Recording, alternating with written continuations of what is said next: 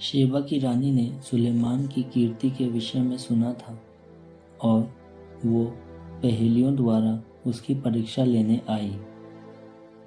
वो ऊँटों की लंबी कतार के साथ यरूशलेम पहुंची, जिन पर सुगंधित द्रव्य, बहुत सा सोना और बहुमूल्य रत्न लदे हुए थे। वो सुलेमान के यहाँ अंदर आई और उसके मन में जो कुछ था उसने वो सब सुलेमान को बताया। सुलेमान ने उसके सभी प्रश्नों का उत्तर दिया। उनमें एक भी ऐसा नहीं निकला जिसका सुलेमान संतोषजनक उत्तर नहीं दे सका।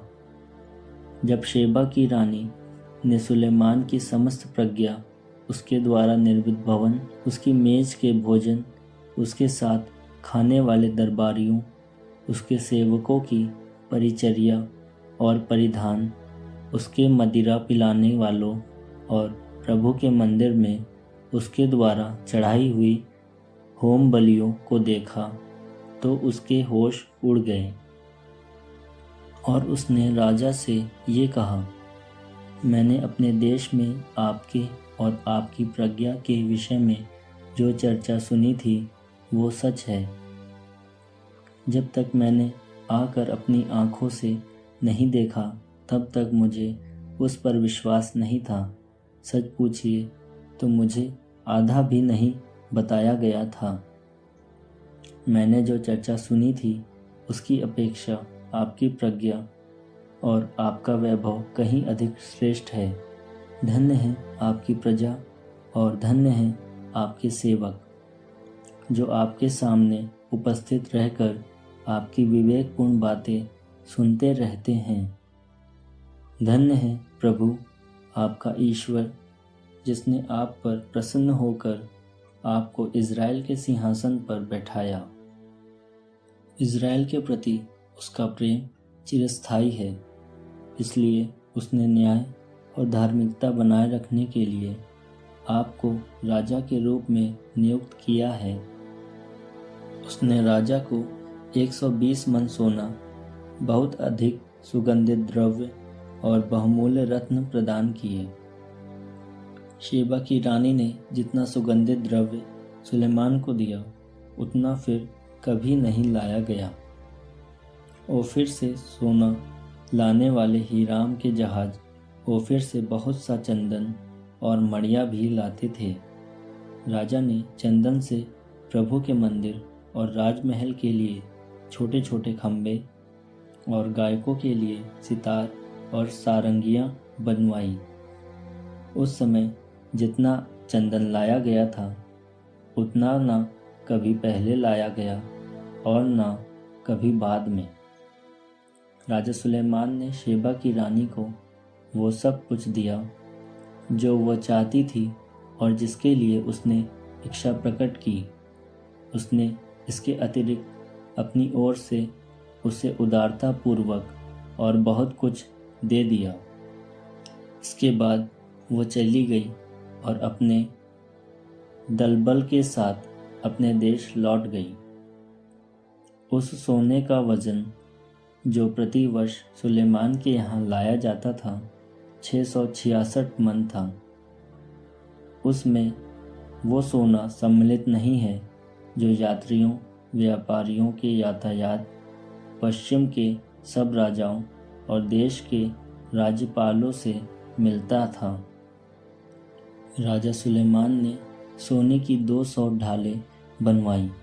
प्रत्येक ढाल में 600 शेकेल सोना लगा। इसके अतिरिक्त उसने सोने की 300 छोटी ढालें भी बनवाई। प्रत्येक में 1.5 सेर सोना लगा। उसने उन्हें लेबानोन के वन भवन में रखवाया। राजा ने हाथी दाँत का एक बड़ा सिंहासन बनवाया और उसे शुद्ध सोने से मढ़वाया।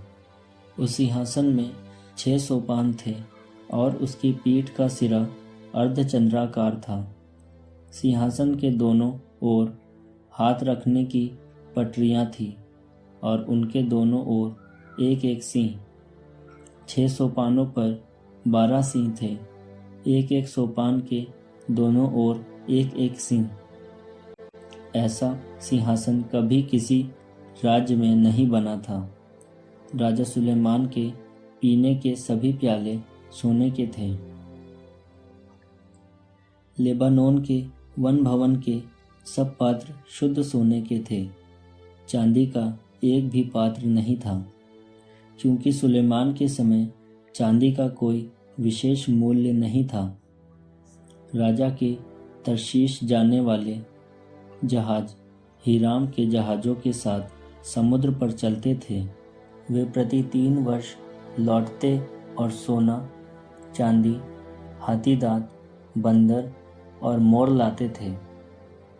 इस प्रकार राजा सुलेमान धन संपत्ति और विवेक में पृथ्वी के सभी राजाओं में श्रेष्ठ था।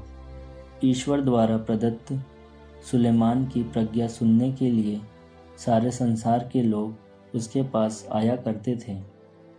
उनमें प्रत्येक व्यक्ति प्रति वर्ष भेंट लाता था, चांदी और सोने के पात्र, वस्त्र, अस्त्र शस्त्र, गंधरस, घोड़े और खच्चर।